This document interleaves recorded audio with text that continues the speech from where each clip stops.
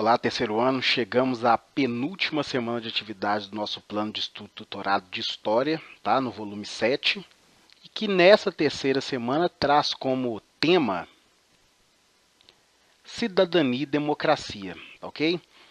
A proposta aqui é produzir uma síntese histórica do processo de democratização do Brasil, o movimento pela anistia, greves do ABC, movimento Diretas Já, eleição direta de Tancredo Neves e a Constituição de 88, utilizando diferentes formas, escrita, oral, iconográfica e artística. Nosso conteúdo ele faz interdisciplinaridade com filosofia, geografia e sociologia, tá ok? Bem, moçada, para que a gente possa estudar essa temática proposta no PET dessa terceira e penúltima semana, nós vamos analisar a trajetória política e, sobretudo, os feitos desses três senhores que foram os presidentes do Brasil eleitos democraticamente naquele processo posterior à ditadura do Brasil. O primeiro, que foi o Fernando Collor, que foi o presidente do Brasil entre março de 1990 e dezembro de 92, ele foi o primeiro eleito por voto democrático depois de 21 anos de ditadura. Em uma eleição com mais de 22 candidatos, ele foi o escolhido pela população, com 35 milhões de votos. Ao assumir a presidência, o Collor tentava conter a inflação que chegava a 84% ao mês. A principal medida adotada por ele, e pela sua super-ministra Zélia Cardoso, foi o congelamento da caderneta de poupança dos brasileiros, em uma pausa no overnight, que era uma operação financeira que existia nos bancos, por 18 meses. O plano era devolver a grana para os cidadãos, 6 meses depois, só que não rolou. Bem, o Collor ele vai sofrer impeachment, no caso ele vai participar de um processo de impeachment, mas vai renunciar, tá? Ele vai ser condenado por improbidade administrativa e vai ficar inelegível por 8 anos. Quem vai assumir a presidência, então, em 92, vai ser o vice dele, que foi o Itamar Franco. O Itamar Franco ele foi empossado como resultado do impeachment do Fernando Collor. E ele foi presidente do Brasil, que era, o Collor era presidente do Brasil de 90 a 92, e o Itamar acabou governando o Brasil no restante do mandato, que seria do Collor.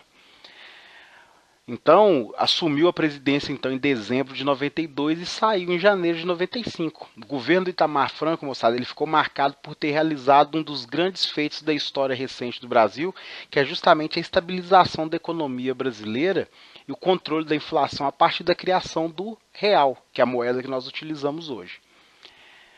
Bem, é feito então as eleições de 94, e o Fernando Henrique Cardoso vai ser o substituto do Itamar Franco. Fernando Henrique ele é um sociólogo, foi professor universitário durante muitos anos, além de ser escritor também. Ele foi ministro das Relações Exteriores e ministro da Fazenda no período do Itamar Franco. Ele é um dos articuladores, intelectuais do Plano Real. E ele vai governar o Brasil por 2 mandatos, de 95 até 2002. É no governo dele que o Plano Real é consolidado e várias reformas constitucionais vão ser realizadas. Principalmente a privatização de várias empresas estatais, que é aquilo que vai ficar sendo conhecido na história recente do Brasil como a instituição do neoliberalismo no Brasil. Ok? Bem, para que nós possamos fazer as atividades do PET, traz para a gente 2 textos bem resumidinhos aqui sobre o que foi o governo de cada um dos presidentes, tá? E tem aqui também a definição dos conceitos. Neoliberalismo como doutrina socioeconômica que retoma os antigos ideais do liberalismo clássico ao preconizar a mínima intervenção do Estado na economia. Portanto, o liberalismo já se configura pela não interferência do Estado na economia. O neoliberalismo seria basicamente o conceito clássico do liberalismo, mas com a intervenção mínima do Estado. Portanto, o liberalismo é o quê? É justamente aquela ideia que vai nascer lá com o iluminismo, que se opõe ao absolutismo, inclusive, que vai contra a interferência do Estado na economia. Portanto, doutrina política e econômica que se opõe ao absolutismo, defende as liberdades individuais e a não intervenção do Estado na economia.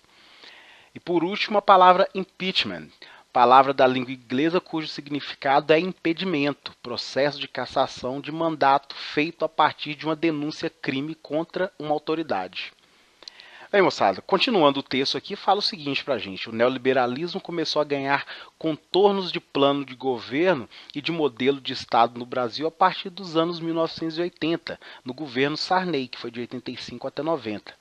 Na administração Collor, de 90 a 92, esse processo acelerou, mas a radicalização do neoliberalismo ocorreu com o advento do governo FHC, Fernando Henrique Cardoso, de 95 a 2002.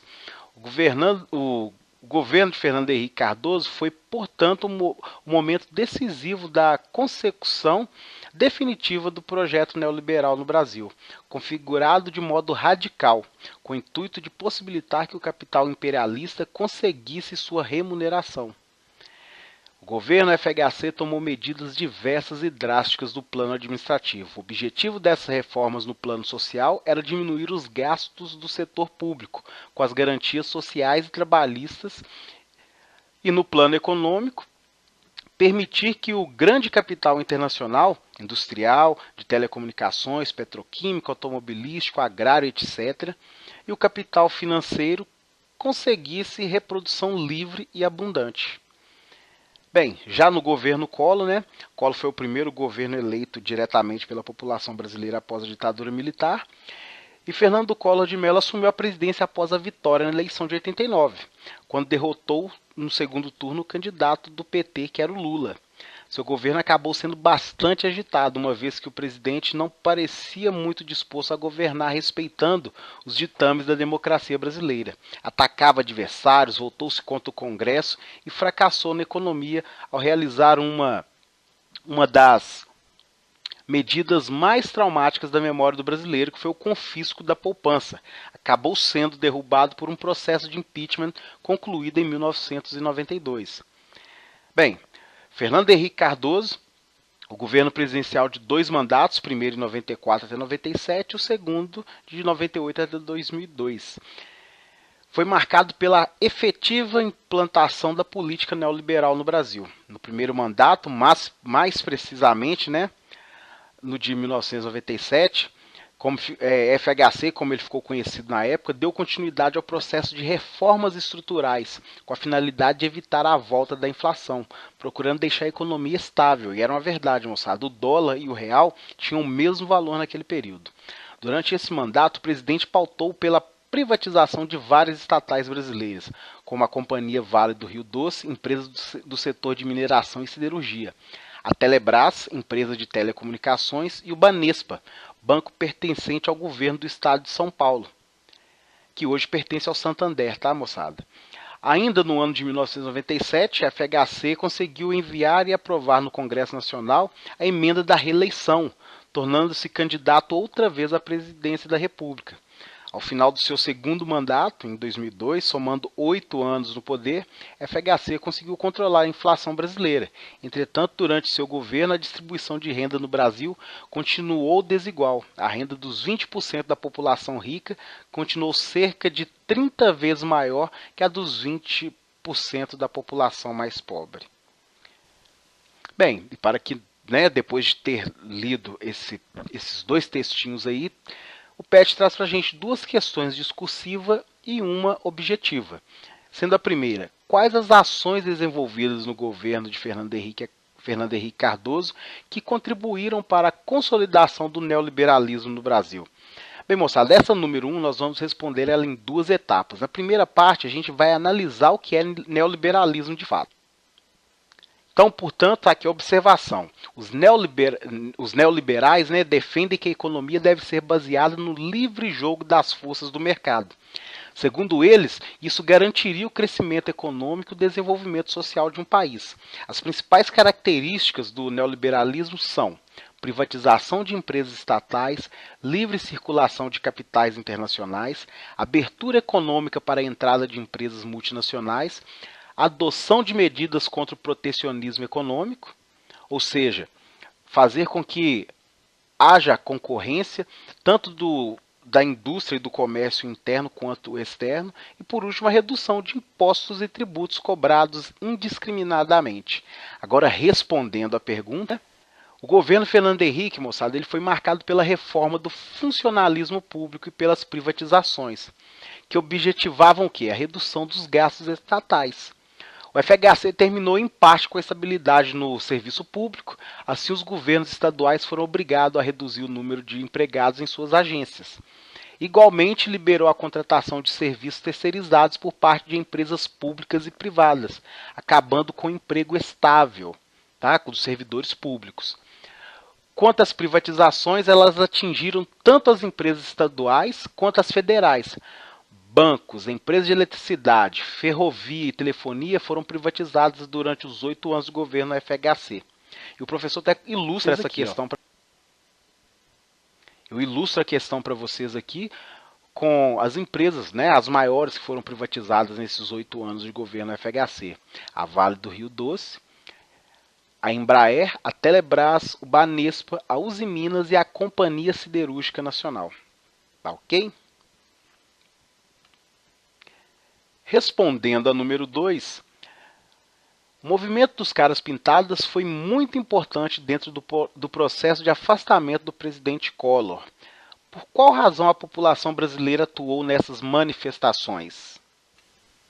Bem, moçada, em 16 de agosto, o Fernando Collor, tá, ele vai fazer um discurso no qual ele chama a população para as ruas. Ele vai pedir para que a população saia às ruas e apoiar essa manutenção dele no governo. E pede para que os participantes desse movimento no qual ele estava chamando utilizassem as cores da bandeira do Brasil. Só que acontece o seguinte, o tiro vai sair pela culatra. Ao invés disso, as pessoas vão protestar justamente contra a permanência dele na presidência. Ok? Portanto, a importância dos caras pintados é resultado da enorme quantidade de jovens, estudantes, secundaristas, no caso secundarista é quem faz curso técnico, tá, meus queridos? E universitários, que possibilitaram a caracterização da mobilização como um movimento estudantil. Mais do que isso, o movimento pôde unir diferentes entidades de representatividade da sociedade civil, como a UNE, que é a União Nacional dos Estudantes, a UBS, que é a Central Única dos Trabalhadores, a Ordem dos Advogados do Brasil, a OAB, e a Associação Brasileira de Imprensa. Além disso, a manifestação uniu diferentes partidos políticos em espectros distintos, que deixaram a polarização de lado e vão se mobilizar a favor de um objetivo comum, que era justamente o quê? O impeachment do Collor. E eu ilustro também essa questão aqui para vocês, a resposta com essa imagem de jovens e adolescentes com os rostos pintados com as faixas do Fora Collor, lá em 1992. E já a última questão é uma adaptação da Universidade Federal do Rio de Janeiro, e fala o seguinte: em julho de 1998 foi privatizado o conjunto de empresas estatais brasileiras do sistema Telebrás, dando prosseguimento ao programa neoliberal do governo Fernando Henrique Cardoso. Assinale a opção que melhor define privatização. Moçada, privatização seria o que então? Aplicação de instrumento legal pelo Estado brasileiro no favorecimento de empresas estrangeiras em leilões da Bolsa de Valores? Não. Há, num primeiro momento, a vantagem das empresas nacionais, tá? Portanto, a alternativa A está errada. Letra B, apropriação do Estado pelo capital privado, nacional ou estrangeiro? Não, moçada, o nome disso aí se chama planificação da economia ou comunismo, tá? Então, a letra B também não está correta. Letra C, processo de incorporação de novas empresas privadas ao Estado, o mesmo que Estado mínimo. Bem, a primeira parte aqui a gente consegue perceber que não faz sentido, né? Processo de incorporação de novas empresas privadas ao Estado? De forma alguma, né? Letra D, processo de organização de venda das empresas estatais através de leilões nas bolsas de valores. E letra E, transferência do patrimônio público para o controle privado de setores empresariais, nacionais ou estrangeiros. Moçada, a resposta correta é alternativa I, tá bom? E eu vou explicar o porquê. Moçada, privatização é justamente o que? É a prática na qual a empresa ou instituição pública é vendida ao setor privado. Nesse caso, o Estado deixa de gerir uma determinada empresa ou entidade, passando a responsabilidade dela para uma empresa privada, que pode ser o que? Nacional ou estrangeira. Beleza? Então a alternativa correta é a letra E.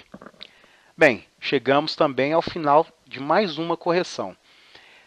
Essas duas últimas, né, a correção da semana 2 e da semana 3, foi um pouco mais breve do que a primeira, onde eu gastei uns 30 minutos, mas eu pude aprofundar justamente no conteúdo que foi explorado nas semanas seguintes. Então, nos veremos agora na correção da semana 4. Um abraço a todos e até lá.